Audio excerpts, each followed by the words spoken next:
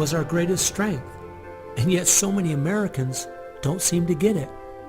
Morality is simply having the character to do what you should do instead of what you have the freedom to do. And that's the only way freedom works. A people cannot be given freedom without morality, or they will self-destruct. And that's what we see happening in America today. The bottom line is freedom and free enterprise are simply fruit on the tree of morality.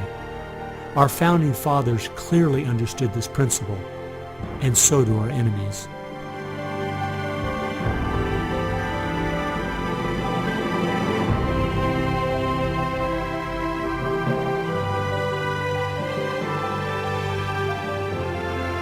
There is an important fact we need to face. If we had Ronald Reagan as president, low taxes, and a strong national defense, the ship certainly wouldn't be sinking as fast as it is now, but it would still be sinking. A booming economy doesn't take care of the major problems we face. 50% of all marriages end in divorce. 40% of all children born out of wedlock. Over 3,000 women a day aborting their babies. 19 million new cases each year of sexually transmitted diseases. Schools that teach the children everything is relative. There is no right or wrong. And the list goes on and on. I recently read in our local paper that over the last 12 months, almost 7% of all high school students in my state tried to commit suicide. Our society is falling apart, whether we want to admit it or not.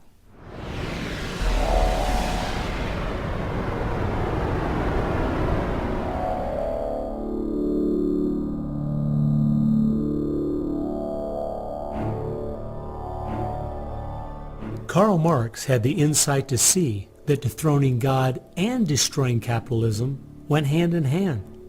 As you attempt to dethrone God by erasing the morality in a society and destroying his institutions, the family and the church, you are destroying capitalism.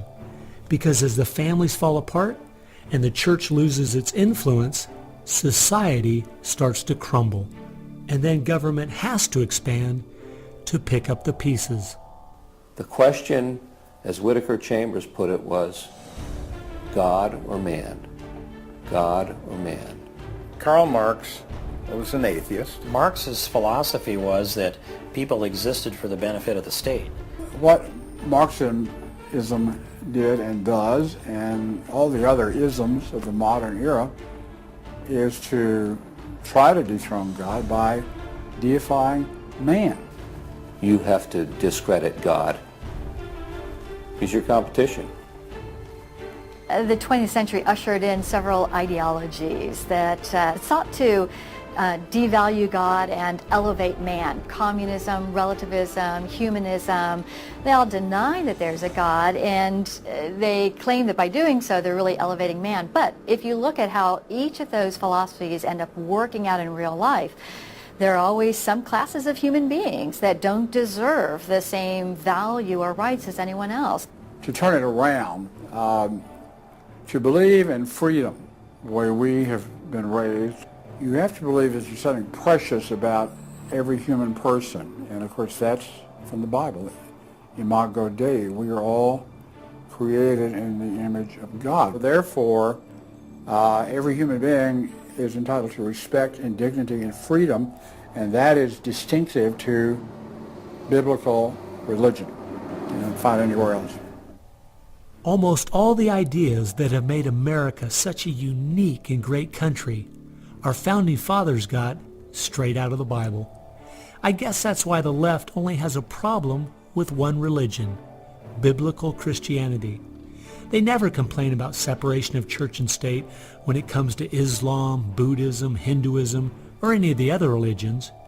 In fact, a couple years ago, the Dalai Lama came to my town, and during the school day, at taxpayers' expense, thousands of our local school children were bussed in to hear him talk. I wonder if they would ever do that for someone like Billy Graham.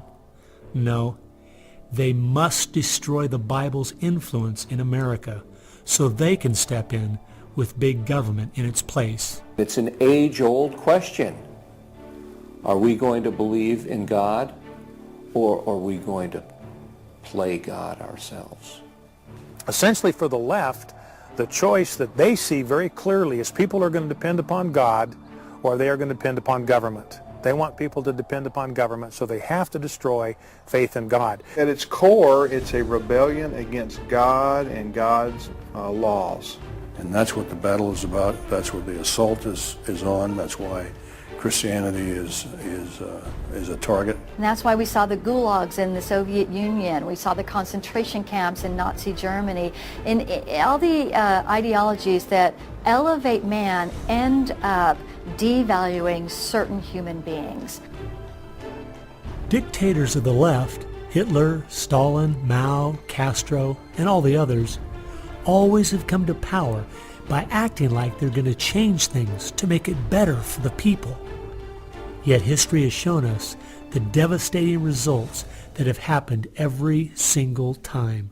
There is no example in history of big government that didn't abuse its power over the people.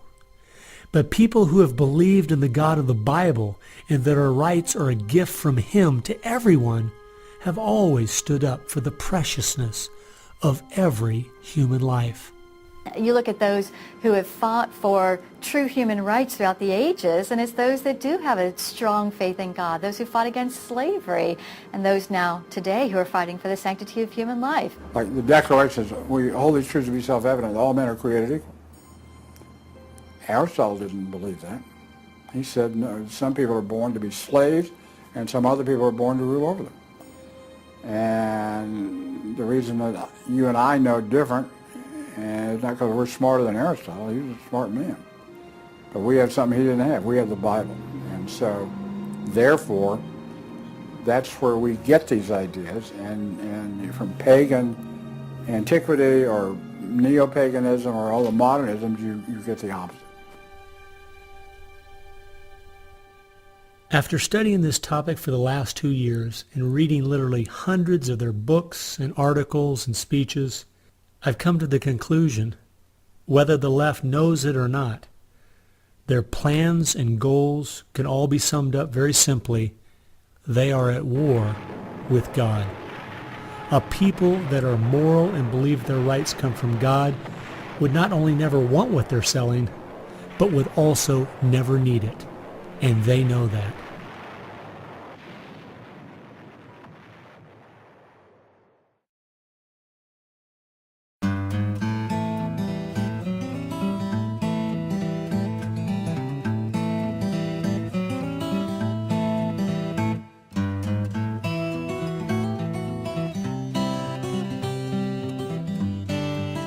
It's obvious if you're trying to subvert a country, you want to control the news. You want to control public opinion. A lot of people realize, well, there's a biased media, and most people know that. Even the Washington Post admitted it. Yeah, we were biased for Obama, so what? And when you enter into the equation, so what?